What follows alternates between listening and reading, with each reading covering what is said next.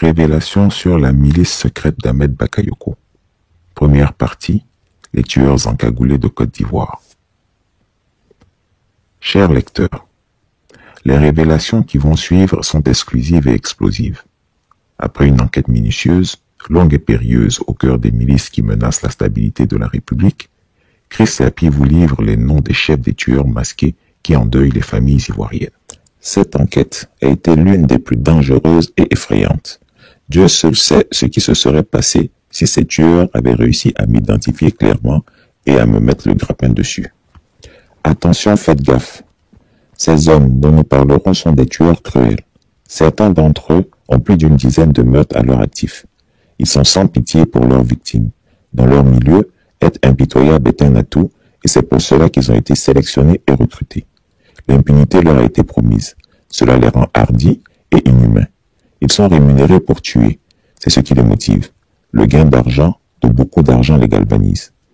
Pour nombre d'entre eux, leurs familles ne savent rien de leur cruauté ni de leurs activités. Certains passent pour des pères de famille paisibles et aimants. Ils ne le sont pas en réalité. Nous allons dans cette enquête les identifier et les décabouler. Ainsi, vous verrez leur visage et connaîtrez leur composition, leur mode opératoire, les noms des chefs d'équipage et les noms de certains des membres de cette association d'assassins de la République. Ils sont si tristement célèbres qu'ils commencent à intéresser les organisations internationales de défense des droits de l'homme, en espérant que cette enquête aidera à les traduire un jour devant la justice. Les encagoulés, c'est une nébuleuse complexe à comprendre et cela est fait exprès. Le maître d'œuvre de cette sorte de pieuvre hydrique l'a bâti en ayant à cœur de brouiller les pistes. Tuer sans être vu et intraçable. L'homme orchestre est un certain Ahmed Bakayoko. Les encagoulés, ce n'est pas un groupe homogène. En fait, il existe plusieurs groupes d'encagoulés. Chris Yapi a pu dénicher au moins 3 groupes des plus cruels, mais aussi des plus actifs. Ils sont à la base de plusieurs meurtres et assassinats dans toutes les couches de la société. Chaque groupe d'encagoulés opère généralement distinctement, mais à l'occasion, ils peuvent aussi opérer de concert. Chaque groupe d'encagoulés a une tête de ponte. Le premier groupe est dirigé par M. Bazier Mathieu, dit Nico. Le second, par M. Traoré Amoudi, dit Amoudé. Le troisième groupe est sous le commandement du colonel Kone Djakaridja, dit Zakaria. Tous ces groupes sont armés et équipés par Ahmed Bakayoko et Teni Birahima Ouattara, le frère cadet du président Alassane Ouattara. Aujourd'hui, Chris Yapi vous conduira dans le deep down des tueurs dirigés par le nommé Bazier Mathieu, dit Nico. Les encagoulés dirigés par M. Bazier, qui se font appeler le bureau d'enquête, sont une force secrète mixte dont le quartier général est situé à l'ancien hôtel Sebroco. Cette base militaire, située à Atekoubé sur l'ancienne emprise de l'ONUCI, est depuis placée sous le commandement du colonel Anza Fofana Digourman. L'équipe est composée de 18 gendarmes, 19 policiers, 10 militaires et 6 civils. Ils sont dotés de véhicules dont aucun ne porte de plaque minéralogique. Ce sont notamment plusieurs véhicules 4x4 double cabine, des fourgonnettes Hyundai H1 qui leur servent à enlever et transporter leurs victimes. Les hommes de Bazier sont répartis en 3 équipages qui rendent compte au ministre de la Défense Ahmed Bakayoko. Les 3 chefs d'équipage sont Sengo Honoré, dit Yorn, ou Paradis Kando, qui est un civil et ex-milicien du temps du président Gbagbo. C'est un véritable tueur qui a sévi dans l'ouest du pays. Il fait partie de toutes les attaques, enlèvements et tueries perpétrées par les encagoulés. Il est un des hommes de confiance de Nico. Le sergent-chef Ouattara Aboudraman, dit état-major, qui est un militaire des forces armées de Côte d'Ivoire, les FACI.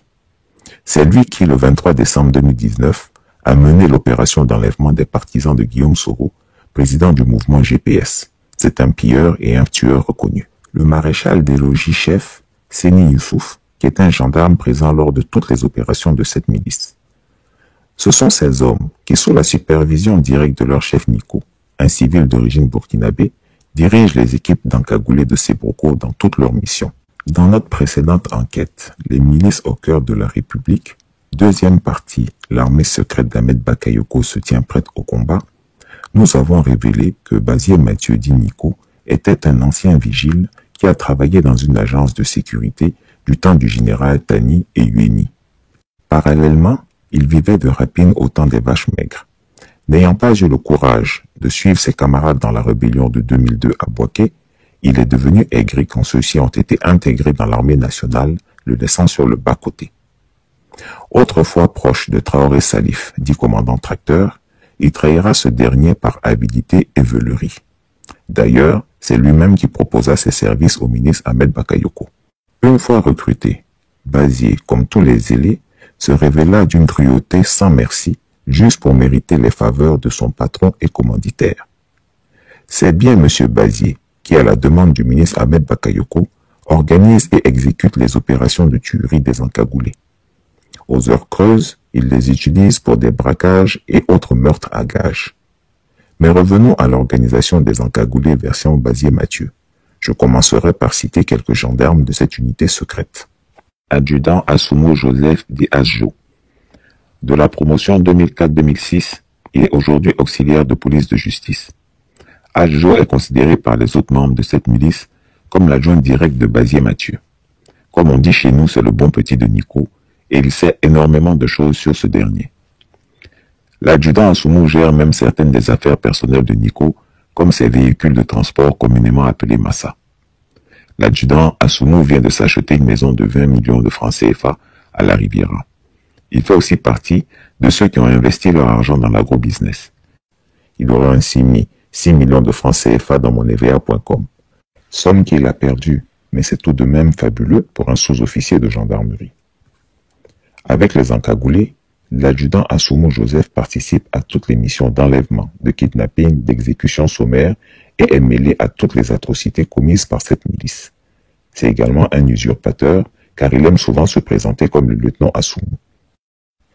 En plus, lorsqu'il se confie à certaines oreilles indiscrètes, il leur dit que Bazié-Mathieu est un Burkinabé d'origine et que c'est lui Assoumo qui a entrepris les démarches pour sa naturalisation.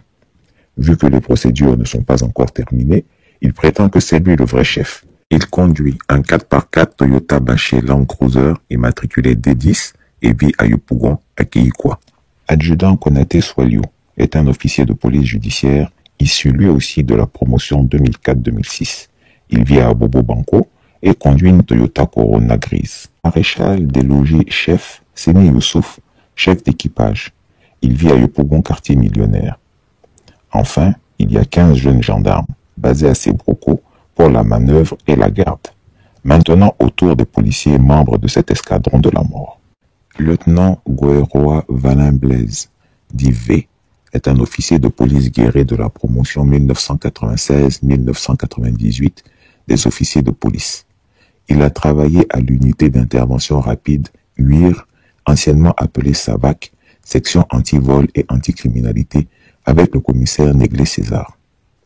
L'UIR était réputé pour ses exécutions extrajudiciaires de délinquants et Goeroa était l'un des plus grands tueurs froids de cette unité de police.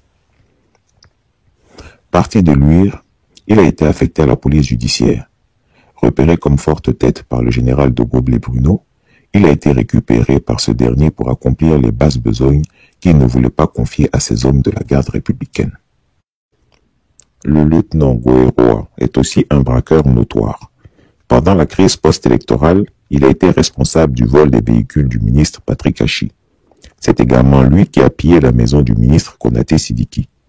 Son cousin, le nommé Gladion, ancien militaire radié, est également incarcéré à la Maka pour fait de braquage.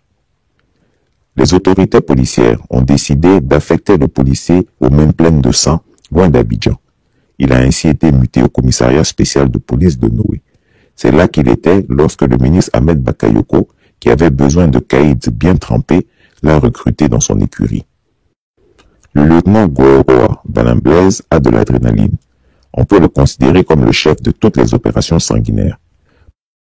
Pratiquant le taekwondo, il était inscrit au club Tiger de Cocody Bonoumé. C'est lui qui a mené l'attaque du siège de GPS le 23 décembre 2019. On le reconnaît à sa silhouette malgré la cagoule bleue bien visible, voire photo. C'est également lui qui a violemment frappé le détenu Souleymane Kamaraté, dit Soul lorsque ce dernier refusait de se laisser transférer en pleine nuit de la Maka vers une destination inconnue. Il conduit une Ford Focus bleue immatriculée WW10 et il vit à Yopougon Azito. Sergent-chef, Douin Dimitri, qui vient d'être admis au concours des officiers de police, fait partie de l'équipage du civil Senghor Honoré, dit Yorn au Paradis Kando. C'est Yorn qui l'a coopté au sein de cette milice. Il est devenu un membre à part entière de l'équipe des encagoulés. Il vit à Yopougon Azito. Adjudant Kone Ignace, qui vient également d'être admis au concours des officiers de police, attend de débuter sa formation. Il vit à Koumassi. Il y a parmi les encagoulés des militaires recrutés au sein des forces armées de Côte d'Ivoire. Adjudant Koulibaly Bakary Fako dit pharmacien. Il conduit une Mitsubishi immatriculée D10. Sergent-chef Kone Karim alias Petit-Vier est le conducteur attitré du patron des encagoulés, Bazier Mathieu dit Nico. Il a participé à toutes les opérations de l'équipe des encagoulés. C'est un pilleur et tueur reconnu. Il vit à Bobom Dotré et conduit une Toyota RAV4. Sergent-chef Ouattara Aboudraman dit état-major est l'un des chefs d'équipage. Il vit à Yopougon Palais de Justice. Cet encagoulé à la gâchette facile est d'une cruauté terrifiante quand il s'agit de torturer et d'exécuter ses victimes. Caporal Adama Tenou dit Adams, matricule 002 09 5550, est un membre de l'équipe de base arrière. Il vit aux 2 plateaux polycliniques et conduit une Peugeot 306 Break. Caporal Samassi Suleiman est le conducteur d'un équipage. Il vit à Williamsville, premier arrêt, et il conduit une Mitsubishi immatriculée D10. Caporal Fondio Diakaridia dit Tonnerre est décrit par ses collègues comme étant bavard, corvéable à souhait et utilisé pour les missions ordinaires. C'est un pilleur et tueur reconnu qui habite à Abobo PK18. En dehors des forces de l'ordre, il y a aussi des civils chez les encagoulés. Le premier des civils est Bazier Mathieu dit Nico. Il habite à la Riviera à Labra. Selon ses propres éléments, son garage est rempli de véhicules de luxe. Toyota Hilux, Hyundai, Cadillac Escalade, Jaguar, Porsche. Diallo Siriki Kansi, dit DSK, est un ancien gendarme de la promotion 2002-2004. Radié des effectifs de la gendarmerie nationale pour braquage et nationalité douteuse, il avait été condamné à 20 ans d'emprisonnement ferme. L'on ne sait comment, mais après seulement 2 ans de prison à la Maka, cet homme d'origine Peul du Fouta Djallon en Guinée a été libéré. Connaissant le métier des armes, il a profité de la crise post-électorale pour rejoindre les FRCI lors de l'assaut sur Abidjan. C'est ainsi qu'il a été blessé durant des combats à la RTI. Après la guerre devenue démobilisée, il a intégré la garde rapprochée du député Soro Alphonse. Mais ce dernier l'a fait arrêter pour tentative d'assassinat sur sa personne. Incarcéré, ce caïd se retrouva une fois de plus dehors. C'est un tueur doublé d'un braqueur et il fait partie de l'équipe qui a éliminé le célèbre détenu Yakou le Chinois à la Maka. Il vient de s'offrir une villa de 60 millions de francs CFA à la Riviera 3. Actuellement, il roule en Jaguar, fruit de ses multiples braquages. Il possède également une Infiniti et vit à Yopougon, Maroc. Cet homme est particulièrement dangereux et a plusieurs meurtres à son actif. Il a tué avant et après avoir été recruté dans les encagoulés et il est parmi les plus cruels de cette milice. Senghor Honoré Diorn ou Paradis Kando est l'un des chefs d'équipage. Il conduit une Toyota Altima immatriculée D10 et vit à la Riviera Palmeraie. Kouadiané Michel, dit Mike, est un ancien milicien du président Laurent Gbagbo. C'était un membre particulièrement cruel de la milice Milo-CI, mouvement ivoirien de libération de l'ouest de la Côte d'Ivoire, dirigé par le pasteur milicien Kami et le commandant Batois. Quand il combattait dans les rangs du Milosi, plusieurs sources ont affirmé que cet homme s'est livré à des actes de cannibalisme au cours du conflit. Il a tué plusieurs personnes, dont majoritairement des nordistes et des burkinabés, et a mangé certains de leurs organes. Pendant le conflit, sa spécialité était la mitrailleuse lourde PKM. Ce milicien, qui a goûté au sang humain, est membre de toutes les missions kamikazes, celles où la probabilité de faire couler le sang est élevée. Il aime le sang et la mort. Il y a environ 3 semaines à Koumassi, en plein jour, il a tiré à bout portant dans les pieds d'un syndicaliste du transport parce que ce dernier a osé rechigner à payer la rançon du jour. Bazier Mathieu, croit le maîtriser, mais dans cette milice, il est la top du général Doumbia Lassina, chef d'état-major. Mike lui rend compte de tout, car c'est son père. D'ailleurs, c'est le général Doumbia qui l'a présenté à Bazier Mathieu. En effet, le général Doumbia, alors colonel, a servi à Guiglo en tant que chef des opérations des FDS dans la zone opérationnelle ouest de 2000 à 2002. Puis, en tant que préfet militaire de Toulouse de 2005 à 2009. Il connaît bien les miliciens qui opéraient alors dans cette zone. Kwadjane Michel dit Mike vit à Marcory Remblai. Coulibaly Mamadou, dit lieutenant Koul, est un usurpateur qui se fait passer pour un lieutenant de police. L'une de ses missions a été d'infiltrer et d'espionner Simon Soro, président de l'ONG La Vie, incarcéré depuis décembre 2019 et frère cadet de Guillaume Soro. Cet encagoulé devait recueillir toutes les informations possibles sur Simon Soro au cas où il fallait l'enlever ou l'assassiner. Il vit à Yopougon CHU. Au vu des compétences des uns et des autres, de leur loyauté et au fil des missions qui leur ont été confiées, Bazier Mathieu Diniko, avec l'accord du ministre Ahmed Bakayoko, son patron, a mis en place une équipe restreinte de choc au cœur de la milice des encagoulés. Cette équipe d'élite est composée, entre autres, de Bazier Mathieu lui-même, lieutenant Goueroa Valamblaise d'Ivé, adjudant Assoumou Joseph dit Asjo, Diallo Siriki Kansi dit DSK, Sengo Honoré dit Yorn ou Paradis Kando, Kwadjane Michel dit Mike, sergent-chef Kone Karim dit Petitvier, sergent-chef Ouattara Aboudraman dit état-major. Grâce à nos investigations, nous avons pu avoir les contacts téléphoniques sur lesquels ces individus s'appellent pour coordonner leurs opérations. Nous avons volontairement caché les deux derniers chiffres de leur numéro de téléphone. Lieutenant Goueroa Valamblaise d'Ivé. Téléphone 02 13 90 XX. Adjudant Assoumou Joseph dit Ajou. Téléphone 57 68 74 XX. Sergent-chef Ouattara Aboudraman dit état-major. Téléphone 08 47 63 XX. Sergent-chef Kone Karim dit Petitvier. Téléphone 08 16 46 XX. Diallo Siriki Kansi dit DSK. Téléphone 09 17 75 XX. Sengo Honoré dit Yorn Paradis Kando. Téléphone 04 21 84 XX. Kwadjane Michel dit Mike. Téléphone 45 38 95 XX. Caporal Fondio Jakaridja dit Tonnerre. Téléphone 08 23 55 XX. Caporal Tenu Adama dit Adams. Téléphone 01 83 40 XX. Coulibaly Mamadou dit lieutenant Koul. Téléphone 07 62 90 XX. Le jeune officier qui monte est indéniablement le lieutenant de police Goueroa Valamblaise. Il est ambitieux, violent, sans état d'âme et prêt à tuer. En raison de son grade, il donne un vernis légal aux opérations des encagoulés. Ses collègues de la police sont dégoûtés par ses méthodes car il jette l'opprobre sur tout leur corps. Ils espèrent que ce dernier et ses acolytes des encagoulés seront arrêtés. Il s'est marié à une jeune dame issue de la famille Bouada Bengourou et se croit de ce fait intouchable. Il invoque la proximité de sa belle famille avec celle de l'épouse du ministre de la Défense Ahmed Bakayoko, qui, comme on le sait, est originaire d'Abengourou.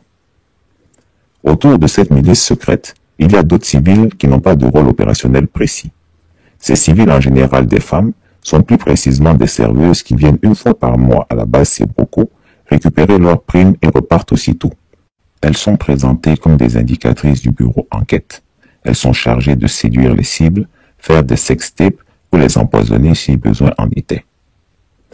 Le grand architecte de tout ça, c'est bel et bien le ministre d'État, ministre de la Défense Ahmed Bakayoko. En mettant en place cette force dirigée par d'anciens repris de justice, d'anciens miliciens ou d'anciens loupards, de démobiliser, en somme, de la racaille dont aurait honte n'importe quelle armée sérieuse, il se crée une équipe prête à tout. Ainsi, Ambak apparaît comme leur seul espoir, celui qui leur a donné la chance de rebondir à nouveau. Il est celui pour qui ils sont prêts à exécuter toutes les basses besognes. Ils lui sont fidèles, ils lui obéissent au doigt et à l'œil. D'ailleurs, Ambak aime bien citer son mentor Feu Bala Keïta, qui disait qu'il valait mieux s'entourer de racailles, car comme le dit un adage africain, si tu tues ton chien parce qu'il a la rage, le cabri du voisin viendra te mordre impunément. Le ministre Bakayoko est convaincu que seule la racaille peut accepter d'entrer dans la gadoue et commettre les pires atrocités. Et ce qui choque les militaires de l'armée nationale, c'est que ces rebuts des forces de défense et de sécurité, ces encagoulés sont mieux équipés, mieux payés, mieux traités qu'eux. Pour preuve, ils sont les premiers admis au concours des officiers sans n'avoir jamais passé d'examen. Ils ont les grades supérieurs sans avoir suivi de formation et ils sont capables de s'acheter des maisons de 20 à 60 millions de francs CFA. Ils roulent dans des véhicules de luxe à faire pâlir nos stars du football, chose qu'aucun officier supérieur ne peut valablement s'offrir en toute honnêteté. Les soldats de l'armée nationale qui tirent le diable par la queue s'interrogent de plus en plus et misent leur espoir sur une probable réaction de leurs supérieurs, notamment le chef d'état-major général des armées, sous les yeux de qui plusieurs milices privées se mettent en place en toute impunité. Chris Yapi vient de vous livrer le premier groupe des sinistres encagoulés, les nouveaux escadrons de la mort de la République. Vous êtes mis en garde. Tous nous sommes, vous êtes de potentielles victimes de ce réseau de tueurs. Vous ne les verrez pas surgir et ils prendront votre vie, le sourire aux lèvres. Vous n'êtes que du gibier et eux sont des chasseurs, des meurtriers. On n'est jamais assez averti. Vous ne verrez peut-être pas leur visage car ils sont encagoulés, mais la dernière image que vous emporterez au moment de rendre votre dernier soupir sera un masque noir et c'est tout. Chris Yapi ne ment pas. Retrouvez Chris Yapi sur ses deux chaînes YouTube, sa chaîne Dailymotion, Instagram et VK.